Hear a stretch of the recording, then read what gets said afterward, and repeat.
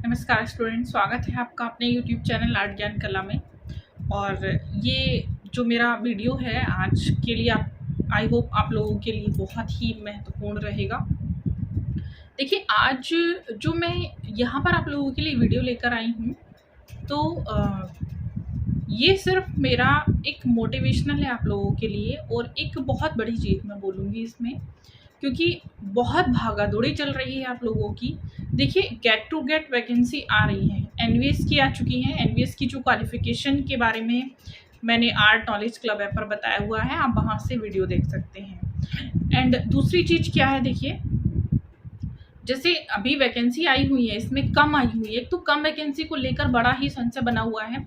कम vacancy को लेकर ma'am vacancy इतनी कम है, एससी में, एसटी में नहीं है, ओबीसी में भी कम है। तो ये चीज़ बालिका वर्ग में बड़ी कम है, बालक वर्ग में नहीं है। तो देखिए, ये वाली जो बात होती है, तो इस चीज़ को अब आप थोड़ा सा छोड़ दीजिएगा। क्यों? एक तो मैंने जैसे बताया था, अगर वैकेंसी कम है, हम सब लोग ये सोच रहे हैं कि बालिका वर्ग में वैकेंसी बहुत कम है, ठीक है। अब सोचिएगा, सभी सोचेंगे बालिका वर्ग में वैकेंसी कम है। सोचिए, उसमें किसी ने अप्लाई नहीं किया, तब कैसे करेंगे? तब तो उसमें वैकेंसी इतनी भी खाली है। और देखिए, आप लोगों को सिर्फ और सिर्फ एक सीट चाहिए, अपनी एक सीट से मतलब है। और मैं मानती हूँ उसको मतलब है जिसने पहले से तैयारी की है। अभी मैंने देखा है कि जब से वैकेंसी आई है तब से ऐसे भाग रहे हैं सारे लोग कोचिंग की तरफ कि जैसे पता नहीं क्या मिल गया है, क्या होने वाला है।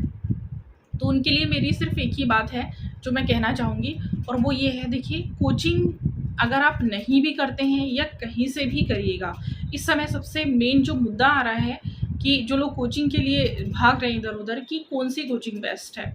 तो कोचिंग सभी सही है, मैंने आपको पूरा क्राइटेरिया समझा रखा है अपने पूरे आर्ट ज्ञान कला पर, आर्ट नॉलेज क्लब पर। आप देखेंगे मैंने पूरा सिलेबस आप लोगों को बताया है।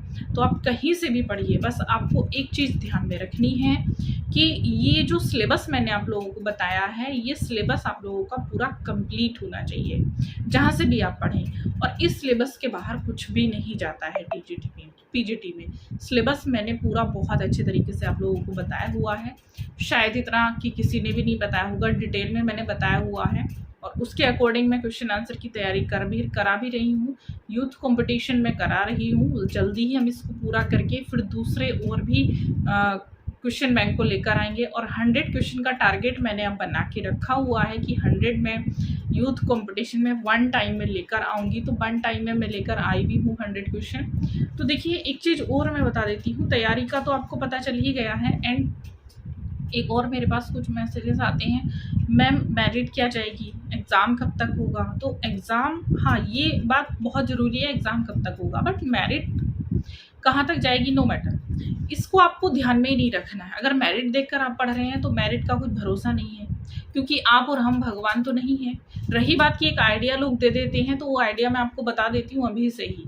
आइडिया किसी का काम नहीं आता है जिस समय मेरिट आती है, सबका फेल हो जाता है। लेकिन फिर भी एक टारगेट अपना बनाइएगा कि आपको 125 में से 125 ही लाने हैं। फिर आपको कोई भी नहीं निकाल सकता है जॉब से। आपकी एक सीट रिजर्व है, ये मान लीजिएगा, अगर 125 में से 125 का टारगेट बना के चलते हैं तो। और बना सकते हैं, क्यों नहीं बना सकते? क्या आपको नॉलेज नहीं है? आप पढ़ रहे हैं कि आपको अपनी पढ़ाई पर भरोसा नहीं है? देखिए, बहुत ज़रूरी चीज़ होती है, किसी भी चीज़ को करने के लिए भरोसे की आवश्यकता होती है। और मैं मानती हूँ वो जो भरोसा आप लोगों के पास होना चाहिए, इस टाइम वो डगमगा रहा है। क्योंकि हम जब किसी चीज़ को पढ़ रहे हैं तो हमें श्योरिटी होनी चाहिए कि हमारा सिलेक्शन हो जाएगा, लेकिन ओवर कॉन्फिडेंस नहीं होना चाहिए, क्योंकि श्योरिटी के साथ साथ ओवर कॉन्फिडेंस भी आ जाता है। तो आप लोगों को अपने ऊपर भरोसा होना चाहिए कि हम इसको कर सकते हैं। कैसे कर सकते हैं? क्योंकि हम पढ़ाई कर रहे हैं, हम मेहनत कर रहे हैं अपने फ़ोन में, और ऑफलाइन बैठ के आप लोग क्वेश्चन जितना भी सॉल्व करेंगे उतना ज़्यादा बेटर है। मेन क्या होता है, देखिए, आप सिलेबस तो कहीं से भी पूरा कर लेते हैं, इजीली कर लेते हैं, नोट्स मिल जाते हैं आप लोगों को। और मैं कहूँगी नोट्स के पीछे मत भागिएगा। मैंने बुक्स के बारे में बहुत अच्छे से दोनों चैनल पर बताया हुआ है। तो बुक्स को पढ़िएगा, उन बुक्स को लीजिएगा, उन बुक्स को पढ़िएगा। और बुक्स पढ़ने के बाद आप उनको खुद ही अपने आप को ऑब्जर्व करिए, खुद अपने आप का टेस्ट लीजिएगा। और टेस्ट आप लोगों को कैसे लेना है, आपको जितने क्वेश्चन यूट्यूब पर मिलते हैं आपको मैं सॉल्व करा रही हूँ, जैसे मैं सॉल्व कराती हूँ उसका आंसर जब तक मैं बताती हूँ उससे पहले आप लोग अपना आंसर माइंड में प्रिपेयर कर लीजिएगा। आपको जितने गूगल पर क्वेश्चंस मिलते हैं उनको सॉल्व कीजिएगा, जितनी बाहर की बुक्स हैं उनको सॉल्व कीजिएगा। देखिए मैं भी मॉडल पेपर निकालने वाली हूँ, बट आप लोगों के लिए हाँ मैं नोट्स भी निकालने वाली हूँ। बहुत जल्दी एग्ज़ाम से पहले मैं कोशिश करूँगी आ जाए, क्योंकि मेन आपका जो वेस्टर्न आर्ट है वो आप लोगों को बहुत टफ लग रहा है, और इसीलिए मैंने सोचा है कि मैं नोट्स आप लोगों के लिए लेकर आऊँ, जल्दी अवेलेबल हो जाएंगे।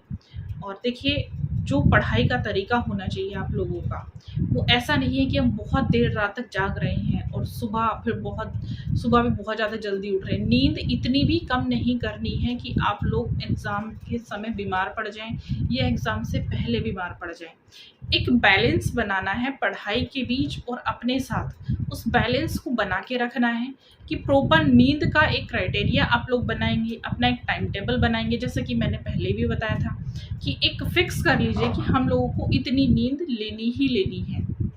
इतनी नींद लेने के बाद फिर ये भी ध्यान रखना है आप लोगों को, एक फिक्स ये मान के चलना है आप लोगों को कि हमें आज यहाँ से लेके यहाँ तक इस चैप्टर को पढ़ना है, कल हमको यहाँ से लेके यहाँ तक इस चैप्टर को पढ़ना है। और फिर एक दिन वीक में ऐसा रखें, या तो संडे रखें, सैटरडे रखें, कि हमने जितना अब तक पढ़ा हुआ है क्या हमने उसमें से पूरा हमको आता है या फिर कुछ छूटा हुआ है जो एग्ज़ाम में आ सकता है। क्योंकि देखिए बहुत सारे स्टूडेंट सोच रहे हैं कि एग्ज़ाम इस बार टफ आएगा।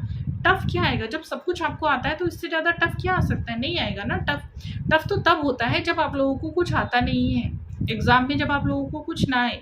जब आपने सब कुछ पढ़ा हुआ है तो टफ क्या होगा, टफ तो कुछ भी नहीं होगा। फिर टफ तो वो चीज़ें होती हैं जो हमारी जानकारी के बाहर हैं, और जब आपने सब कुछ पढ़ रखा है तो सब कुछ आपकी जानकारी में है, तो फिर तो टफ होने का मतलब ही नहीं है। टफ तो है ही नहीं, टफ को पेपर छोड़ दीजिएगा कि टफ है, टफ नहीं है। देखिए क्वेश्चन पेपर आपका इजी आएगा, जैसे हर साल आता है वैसे आएगा। हाँ थोड़ा सा चेंज जरूर होगा पैटर्न, क्योंकि देखिए ये तो जैसे मैंने कहा था कि आपकी जो डेट है वो एक्सटेंड हो जाएगी, और डेट एक्सटेंड हो चुकी है और हो सकता है अभी और भी हो जाइए। एग्ज़ाम भी आप लोगों का दिसंबर तक ही होगा, एकदम से नहीं हो पाएगा कि जस्ट नेक्स्ट मंथ आप लोगों का एग्ज़ाम करा दिया जाए। इतनी व्यवस्था तो नहीं है, मैं मानती हूँ, आयोग के पास।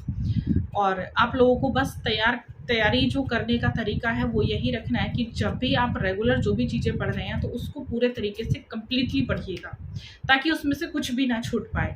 और उसको इस तरह से आप लोगों को पढ़ना है, जैसे 2-3 चैप्टर मैंने अभी बताया आप लोगों को कि आपने वीक में पढ़ लिए, एक चैप्टर पढ़ लिया है, 2-3 चैप्टर पढ़ लिए। उसके बाद संडे आप लोगों ने किस चीज़ के लिए दिया कि आप लोगों को खुद उन चैप्टर में से टेस्ट लेना है कि जो चैप्टर आपने पढ़े हैं, कि उसमें से देखेंगे आपको उसमें से कितना आता है।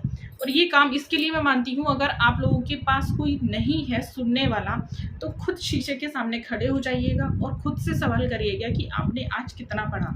और एक बार एक चीज़ और आप लोगों को करनी है, सोने से पहले एक बार ये रिमाइंड करेंगे अपने माइंड में, 5 मिनट का समय देंगे अपने आप को सोने से पहले, और खुद ये रियलाइज़ करेंगे कि आज आपने कितना पढ़ा, कितना काम नहीं किया, कितना पढ़ा। ये मत काउंट करिएगा कि हमने कितने घंटे पढ़े, कि दिन में हमने 6-7 घंटे पढ़ दिए, ये सारी चीज़ें काउंट नहीं करनी है। काउंट करना है कि आप लोगों ने कितना पढ़ा, जो चैप्टर आपने पढ़े हैं उनमें से आपको क्या आता है। एक बार उसको सोने से पहले रिमाइंड कर लीजिएगा। ये एक मैजिक है, और मैजिक की तरह आप लोगों के लिए काम भी करेगा।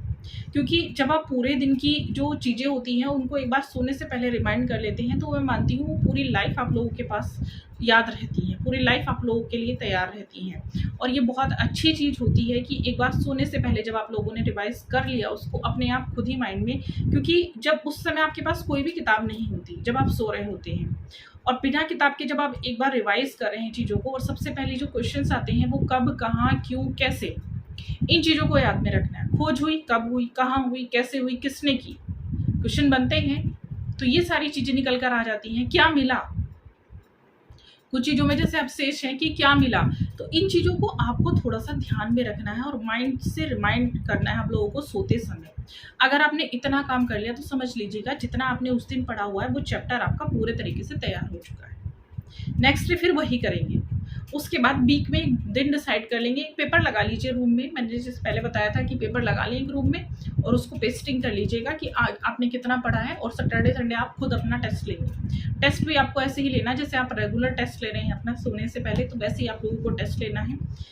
तो टेस्ट का जो तरीका है वो कैसे होना चाहिए कि आपके पास क्वेश्चंस, जो टॉपिक से रिलेटेड क्वेश्चंस हैं वो जितने हैं उनको इकट्ठा कर लीजिएगा, उनके आंसर को मत ढूंढिएगा।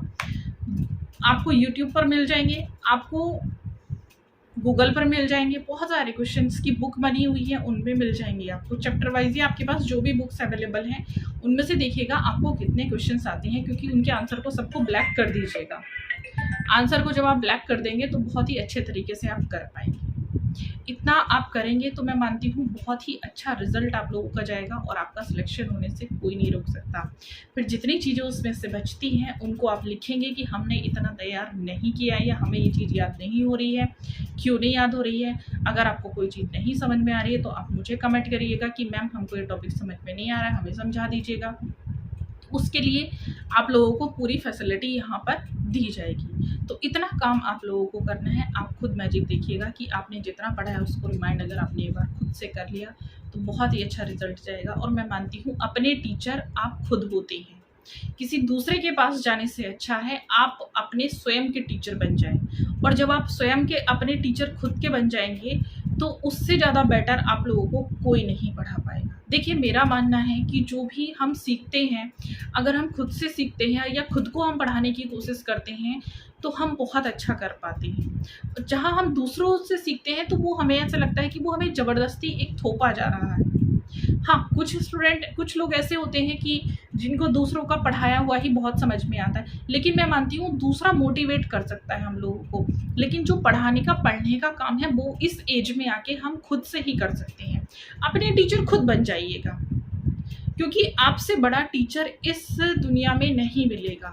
आप खुद टीचर बनने जा रहे हैं, गवर्नमेंट टीचर बनने जा रहे हैं, तो और आप इतने बड़े हैं कि आप आज के समय में प्राइवेट स्कूल में जाके पढ़ा रहे हैं, जॉब कर रहे हैं। मेरे पास मैं देखती हूँ ऐसे स्टूडेंट हैं जो गवर्नमेंट जॉब में लगे हुए हैं, वो पढ़ रहे हैं क्योंकि उनकी मजबूरी है जो गवर्नमेंट जॉब में लगे हैं कि उनके पास समय नहीं है, तो वो चीज़ दूसरी है। लेकिन जिन लोगों के पास समय है तो अपने टीचर खुद बनिएगा, एक समय निकालिएगा कि आपको क्या पढ़ना है, कैसे पढ़ना है, क्या आपको टेस्ट लेना है, ये सारी चीज़ें आप एक बार खुद से करके देखिएगा। डिमांड थी आप लोगों की कि मैं आप लोगों को कुछ ऐसे टिप्स बताती रहूं, और मैं ये देखिए हमेशा आप लोगों के लिए करूंगी बीच बीच में जो ये टिप्स हैं, क्योंकि मुझे पता है आप लोगों को बहुत नीड है मेरे इन टिप्स की कि हमें कैसे पढ़ाई करना है, क्या शेड्यूल होना चाहिए। ये सारी चीज़ें हालांकि मैंने बता दी है, लेकिन फिर भी मैं अपनी तरफ से पूरी कोशिश करूंगी बीच बीच में टिप्स लाने की, और ये टिप्स आई होप मेरे बहुत काम आएंगे आप लोगों के। तो आप लोग इसको आजमा कर देखिएगा और फिर मुझे बताइएगा कि ये आइडिया, ये जो आपके मैजिक है मेरा, ये आप लोगों को कैसा लग रहा है, कितना वर्क कर रहा है। और वीडियो को मेरी लाइक, शेयर एंड सब्सक्राइब करना ना भूलें। Thank you so much.